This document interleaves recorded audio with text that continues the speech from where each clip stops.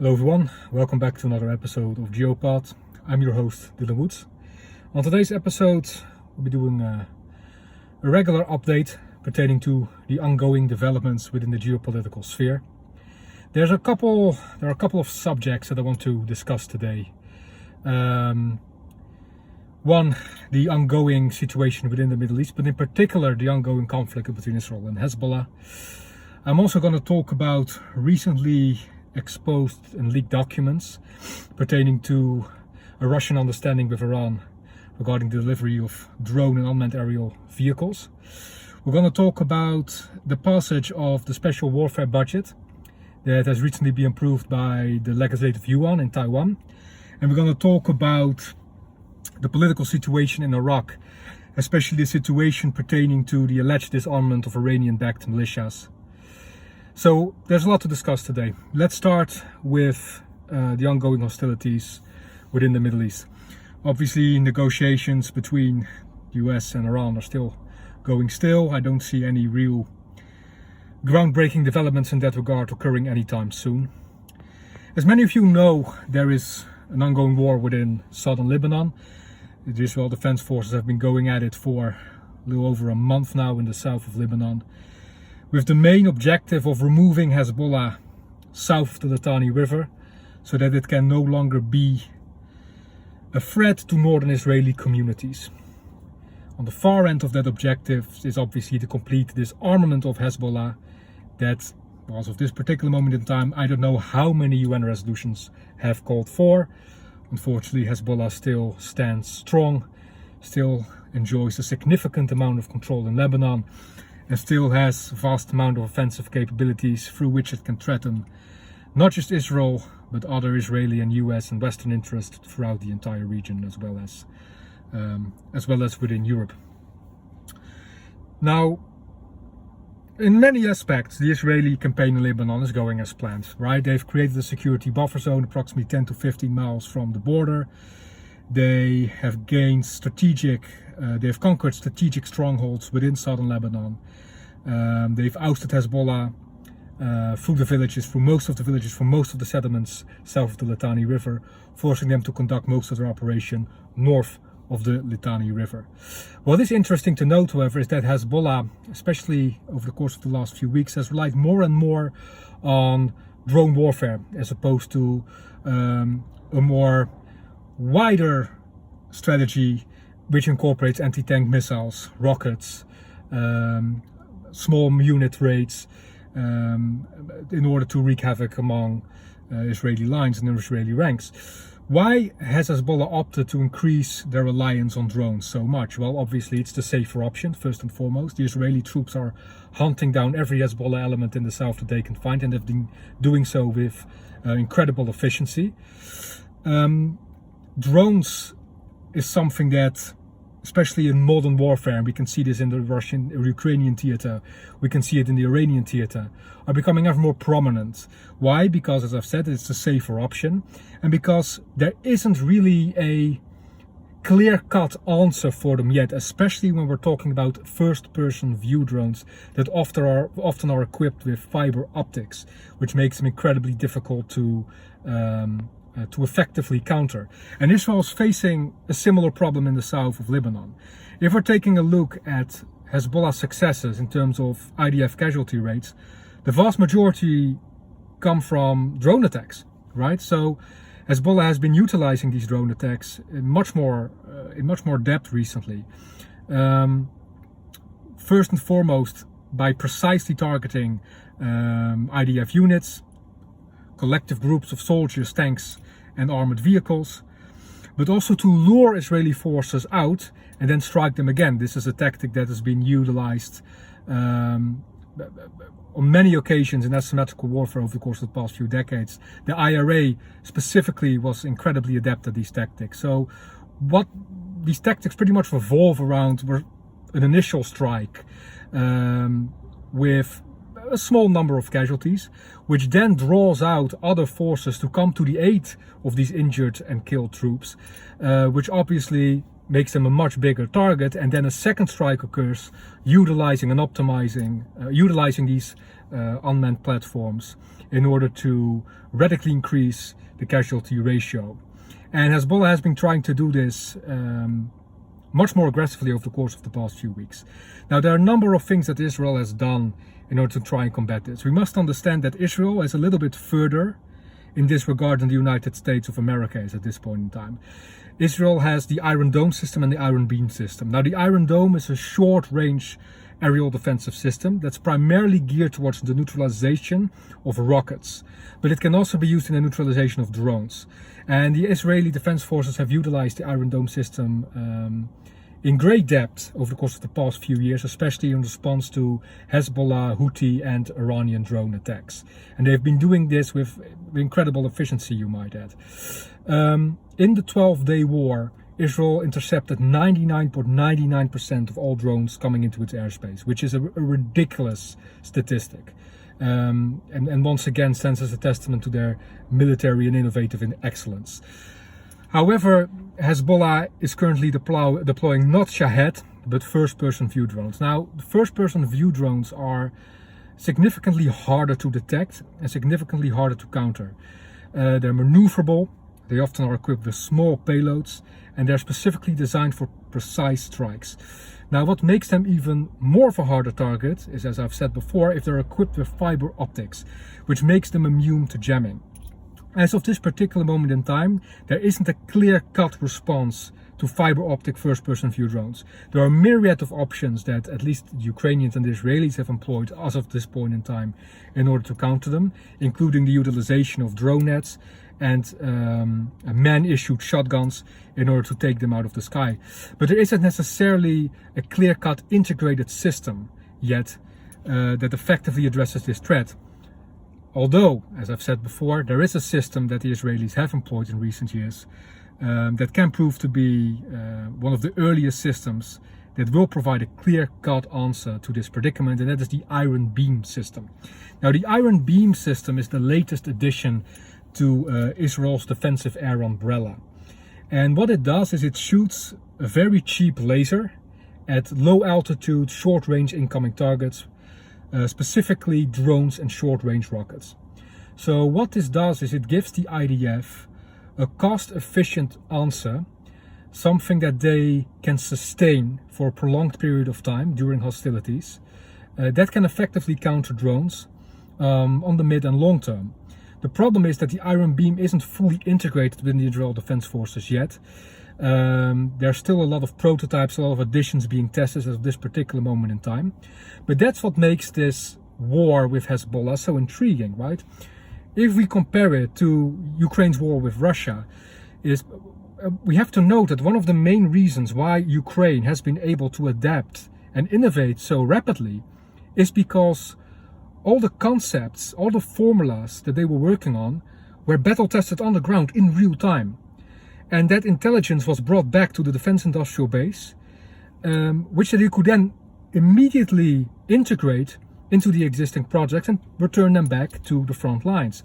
And Israel has the opportunity to do just that in this case.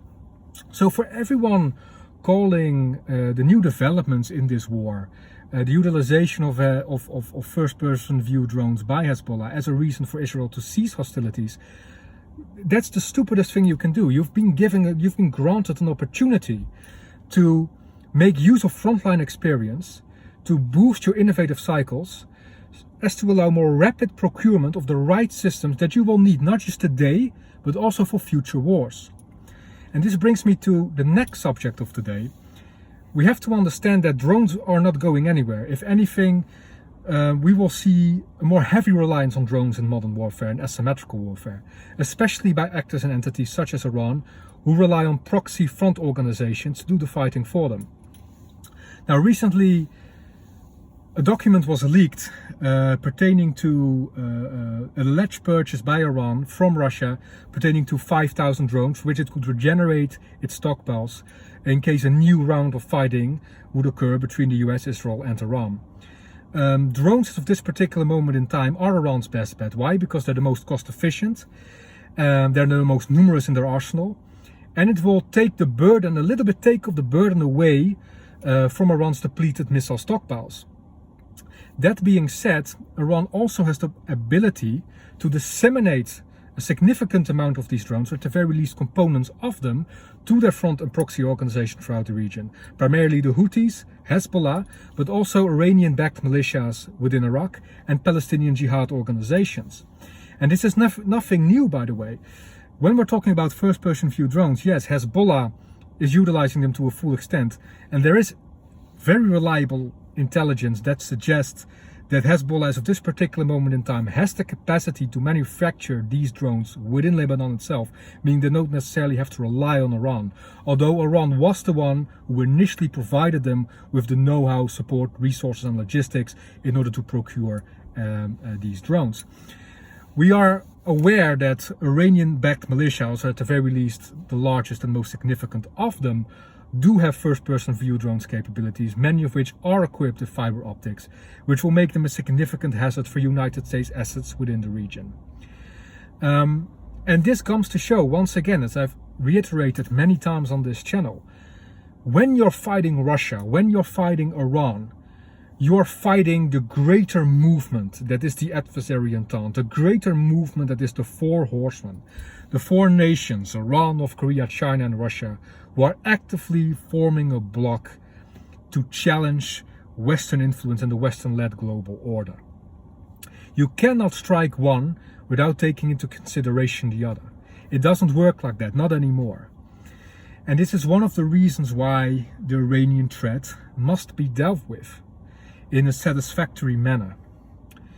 What we will see is a more heavily reliance on FPV, fiber optic FPV drones by not just Hezbollah, but like I've said, other proxies, whether they are Iranian proxies or other terrorist organizations within the region, because they're incredibly cost effective and incredibly efficient in modern warfare, especially given the fact that many of the Western nations do not have a clear-cut system that's designed to address this threat specifically. And that's why Israel finds itself in a unique position to gain the necessary knowledge, which it can then export to its allies within and beyond the region. The next point I want to discuss are the current developments within the Pacific, and particularly Taiwan. Recently, the special warfare budget was passed through the legislative yuan, and this budget was heavily contested. It has been delayed for months and months and months. And the reason why the special warfare budget is so incredibly important is because in many ways it will decide the future of Taiwan. Taiwan is feeling the weight of the threat that poses the People's Republic of China. China is mapping out the landscape. China is preparing itself to exert its influence over the Pacific, eventually or potentially challenging Taiwanese sovereignty directly, meaning that Taiwan has to be prepared. Conventionally challenging China is not a good idea. Taiwan is undermanned, understaffed, doesn't have the military resources in order to do it. However, they can contest the People's Republic of China in an asymmetrical manner, which is what the special warfare budget is designed to do. So the special warfare budget seeks to provide Taiwan with a myriad of capabilities and resources that it could apply to repel a conventional invasion orchestrated by the People's Liberation Army of China. These include HIMARS capabilities, self-launched howitzers, anti-armor drones, anti-missile defense systems, electronic warfare capabilities, and aerial denial capabilities, just to name a few. In addition to that, Taiwan has long sought additional US military resources and military platforms to purchase in bulk in order to make themselves more resilient against Chinese aggression. So the current special warfare budget that's being passed through the legislative yuan is an alternate version of the original special warfare budget that was presented to the legislative yuans prior. Now, the reason why this is an altered version is because the original version was met with significant opposition, especially opposition from the KMT, the Kuomintang, which is one of Taiwan's greatest opposition parties and a party that is heavily influenced by China and the Communist Party in general. So feeling the pressure from the United States to push through the special warfare budget, what I believe happened is eventually the KMT, the opposition parties, came to an agreement with the government to give their blessing pertaining to some parts of the special warfare budget, whilst pushing or delaying other elements for a later date, or just cancelling them out altogether. And that's exactly what occurred in the formats and the draft that we're seeing right now pertaining to the special warfare budget. For example, the official or the original special warfare budget amounted to approximately $40 billion US dollars. This special warfare budget only amounts to $25 billion US dollars. So that's quite a decrease, meaning that with that decrease obviously come certain elements of your plans and of your strategy that are either need to be postponed or cancelled out altogether because you simply don't have the funds to procure them. And this is what has, I wouldn't say angered, but frustrated US policymakers and US advocates and US government officials to a certain degree, given the fact that, well, obviously there were large sales planned to go to Taiwan, which won't go through right now. But it will also make Taiwan less of a harder target for China, meaning that if a situation occurs where China directly threatens Taiwan, it means the United States will have to do more of the heavy lifting itself in order to maintain the sovereignty of Taiwan. So obviously the United States is not particularly happy with this development, and rightfully so.